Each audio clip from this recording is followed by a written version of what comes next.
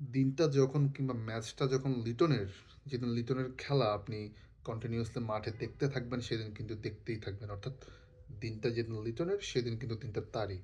When the days for the Liton, no one can suppress him.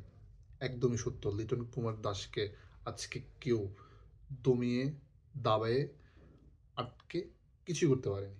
No one can hold হিম। এবং যে দুর্দান্ত innings তিনি দীর্ঘদিন পর উপহার দিয়েছেন, সে লিটন, এ লিটনকেই কিন্তু আমরা খুঁজছি, এ লিটনকে কিন্তু আমরা চাই। তবে একটু লেট হয়ে গিয়েছে কিনা, হ্যাঁ সত্যি একটু মনে হয় লেট হয়ে গিয়েছে। যদি লিটন কুমার দাস এই সেঞ্চুরিটা 2 দিন আগেও করতেন, আমি হলফ করে বলতে পারি লিটন কুমার দাস বাংলাদেশ টিমের সাথে তিনি চ্যাম্পিয়ন্স ট্রফির ফ্লাইট ধরতেন বা ধরার একটা সুযোগ পেতেন। এটা কিন্তু অস্বীকার করার সুযোগ নেই।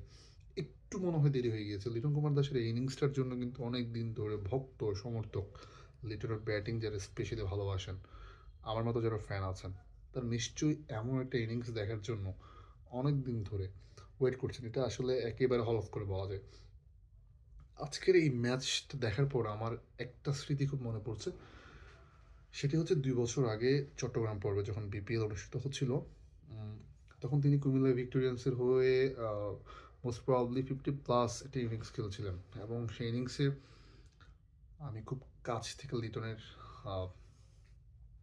কাভার ড্রাইভগুলো দেখছিলাম। তিনি কীভাবে কাভার ড্রাইভগুলো কীভাবে স্ট্রোক করছিলেন, কীভাবে কাভার ড্রাইভগুলো খেলছিলেন।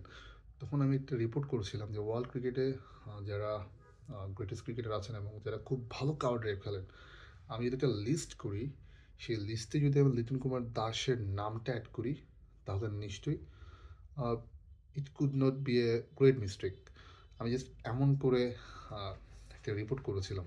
আজকে সেই দিনটার কথা মনে পড়ে। লিটন 10টা 4, 9টা 6 আউটস্ট্যান্ডিং একটা ইনিংস খেলেছেন। এই ইনিংসের জন্য কিন্তু অনেক দিন ধরে সবাই আসলে ইগালি ওয়েটিং, মানে ইগালি এটার জন্য ওয়েট করছিল, এটা সত্যি কথা। লিটনের ব্যাটিং নিয়ে তখন সেই সময়টাতে আসলে ইমরুল কায়েসকে সাংবাদিকরা প্রশ্ন করেছিল যে লিটনের ব্যাটিং আপনার কেমন লেগেছে। ইমরুল কায়েস একটা অ্যান্সার করেছিলেন, লিটনের ব্যাটিং দেখলে আসলে উঠতেই মন চায় না। আমার আরেকটা জিনিস মনে পড়ে, সেটা হচ্ছে লিটনের নেট প্র্যাকটিস আমি খুব কাছ থেকে দেখেছি, অনেক কাছ থেকে। মানে তার যে স্ট্রোক এবং তার যে পাওয়ার হিটিং, ও মাই গড, মাইন্ড ব্লোয়িং। এক কথা মাইন্ড ব্লোয়িং।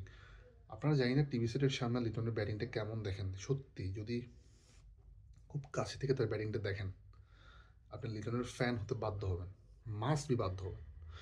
তো আমার একটা প্রশ্ন, সেটা হচ্ছে আসলে আমাদের প্লেয়ারদের